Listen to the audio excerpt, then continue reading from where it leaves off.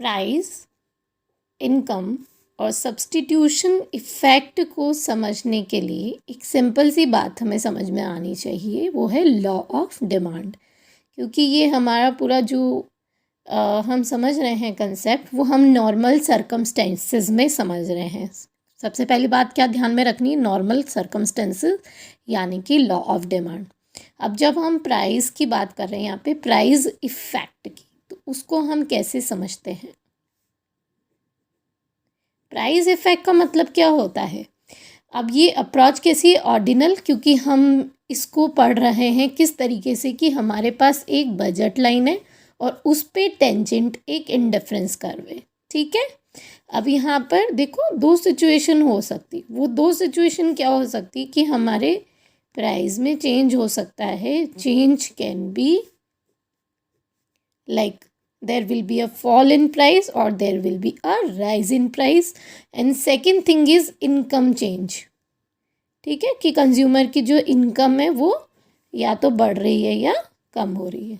Right, अब इसमें देखिए दो बातें समझने की है हमें कि जब प्राइस चेंज होता है किसी एक कमोडिटी का, हमें पता है एक तरफ एक कमोडिटी होती है और दूसरी तरफ दूसरी कमोडिटी। तो यहाँ पे हम अज्यूम कर लेते हैं बी और ए।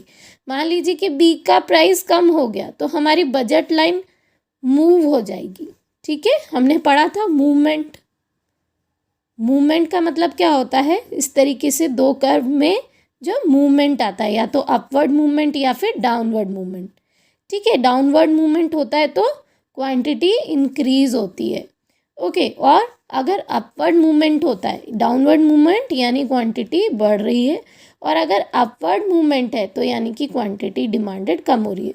अब इसे भूल जाओ, ध्यान से सुनो कि अगर मान लो किसी भी नॉर्मल सर्कमस्टेंसेज में किसी कमोडिटी का प्राइस कम होता है, मान लो बी का प्राइस अगर कम होगा तो इसकी क्वांटिटी बढ़ेगी। तो मान लीजिए कि पहले अगर आप ये वाला कंज्यूम कर रहे थे बी, तो अब आप इसको इंक्रीज कर देंगे, अब आपका कंजप्शन इंक्रीज होकर B1 हो जाएगा। ठीक है, तो ये पहली बात तो हो गई मूवमेंट। तो प्राइस चेंज होने से बजट लाइन में मूवमेंट होता है। तो बट ऑब्वियसली अगर प्राइस, जैसे कि ये एग्जांपल कम होने का था, तो अगर आपका प्राइस कम बढ़ रहा है तो लाइकवाइज आपकी क्वांटिटी डिमांडेड कम हो जाएगी। क्लियर है ये। तो इसी को हम प्राइस इफेक्ट कहते हैं कि प्राइस में चेंज की वजह से आपका जो इक्विलिब्रियम पॉइंट है वो चेंज हो जाता है। मैं मान लीजिए कि पहले आपका इक्विलिब्रियम पॉइंट ये था, तो अब आपका इक्विलिब्रियम पॉइंट ये हो गया है। ठीक है, तो इक्विलिब्रियम पॉइंट में भी चेंज आता है प्राइस में चेंज आने की वजह से, और हमारा जो क्वांटिटी चेंज होता है, ठीक है, दो इक्विलिब्रियम के बीच में, उसको हम बोलते हैं प्राइस इफेक्ट। अब सेकंड थिंग इज कि यहाँ पर इनकम चेंज को हम किस तरीके से शो करते हैं। तो इनकम में जो चेंज है उसको हम दो अलग अलग बजट लाइन के थ्रू चेंज कर शो करते हैं। राइट, कि पहले मान लीजिए कि अगर हमारी बजट लाइन AB थी तो अब क्या हो जाएगी CD।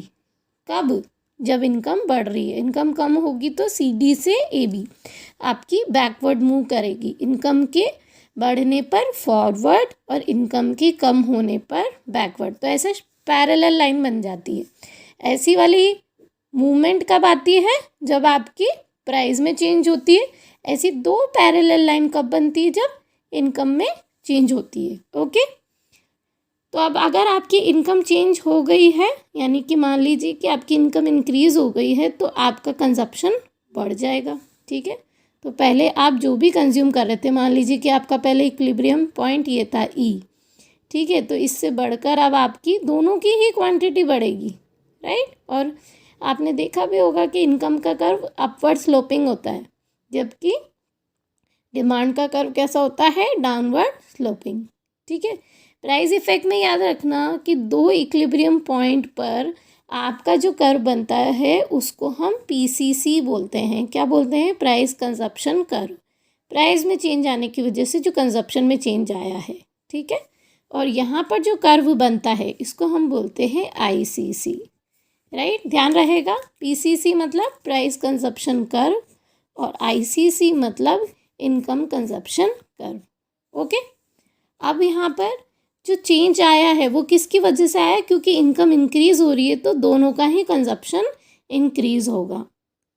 ओके, अब यहाँ पर दो अप्रोच है इसको समझने के लिए, सब्स्टिट्यूशन इफेक्ट को समझने के लिए।